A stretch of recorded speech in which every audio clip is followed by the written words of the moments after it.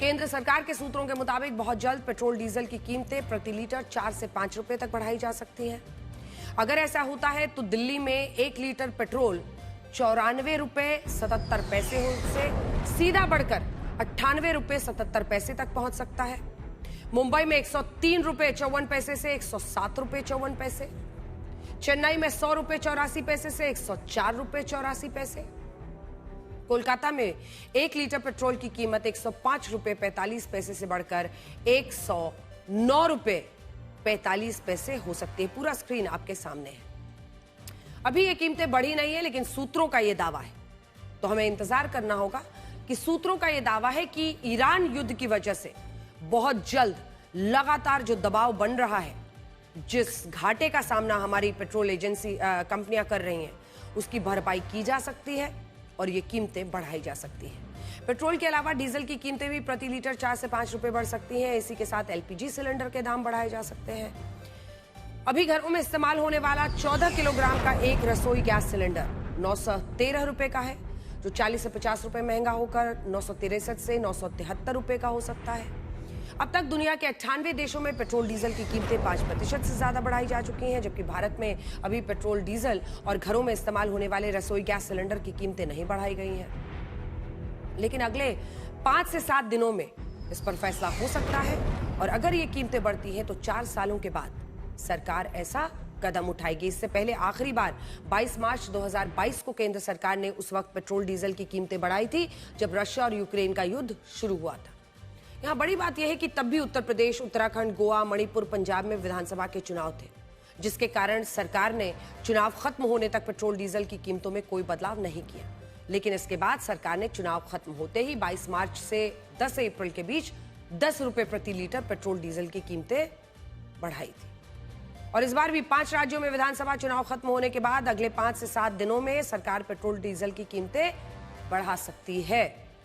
यहाँ बहुत सारे लोगों के मन में ये सवाल है कि जब सरकार ने युद्ध के दौरान इन कीमतों को नहीं बढ़ाया तो अब वो ऐसा क्यों कर रही हैं? तो उसका बड़ा कारण ये है कि अंतर्राष्ट्रीय बाजार में कच्चे तेल की कीमतें सबसे ऊंचे स्तर पर पहुंच गई हैं और अब पहुंची हैं।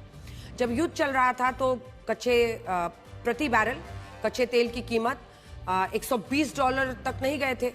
1-2 बार वो गए थे, लेकिन फिर खुद ही करेक्शन हो जाता था। और अब 4 सालों के बाद ये सबसे उचले स्तर पर है। ब्रेंट क्रूड इंडेक्स में 1 बैरल कच्चे तेल की कीमतें $108 पर इस वक्त है, जबकि WTI क्रूड में यही कीमतें $101 हो गई हैं। कीमतें आज कम हुई हैं, वरना एक दिन पहले यही कीमत $120 तक पहुंच गई थी। और ऐसा इसलिए हो रहा है क्योंकि बाजार को लगता है कि अब बहुत जल्द अमेरिका ईरान पर फिर से हमला हो सकता है। बीते दिन आपने देखा होगा कि जिस तरह का रुख अमेरिका का दिख रहा था, उसकी वजह से बाजार भी धड़ाम गिरा था। एक और कारण यह है कि ईरान स्ट्रेट ऑफ हॉर्मुज को खोलने के लिए तैयार नहीं है, जिसके कारण कच्चे तेल की कीमतें लगातार बढ़ती हुई दिखाई दे रही हैं। इससे पहले तेल कंपनीज ने कमर्शियल गैस सिलेंडर की कीमतों में भी अब तक की सबसे ज्यादा बढ़ोतरी की। दिल्ली में कमर्शियल गैस सिलेंडर 2078 रुपए 50 पैसे, वो 994 रुपए महंगा होकर 3071 रुपए 50 पैसे हुआ। ये कीमतें भी तब बढ़ाई गई जब पहले से ही कमर्शियल गैस सिलेंडर की आपूर्ति को सीमित कर दिया गया था। जो होटल वाले हैं, रेस्टोरेंट वाले हैं, कमर्शियल इस्तेमाल वाले हैं, उनको काफी दिक्कत हो रही है। उनके लिए बड़ी कीमतें परेशानी का सबब है। इसके अलावा जो 5 किलो वाला छोटा एलपीजी सिलेंडर होता है, वो भी 261 रुपए महंगा हो गया है। ये वही सिलेंडर है जो प्रवासी मजदूरों द्वारा सबसे ज्यादा इस्तेमाल होता है, जो अब दिल्ली में भी इस 5 किलो वाले छोटे सिलेंडर की कीमत 813 रुपए 50 पैसे पहुंच गई है।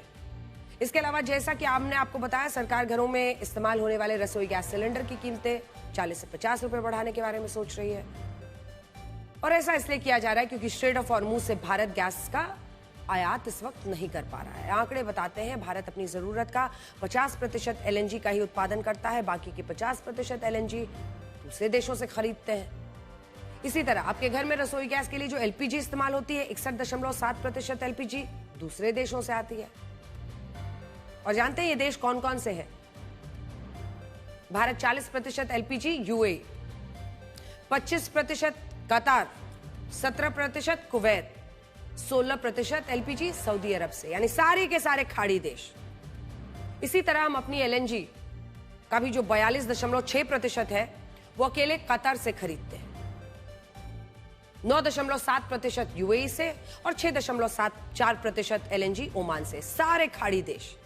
अब सीधा सा गणित कहता है कि अगर स्ट्रेट ऑफ हॉर्मूज बंद रहेगा तो हम इन देशों से गैस तेल नहीं खरीद पाएंगे, संकट बढ़ेगा, युद्ध की लपटें उसकी आपकी रसोई, आपके रोजगार तक पहुंच चुकी है।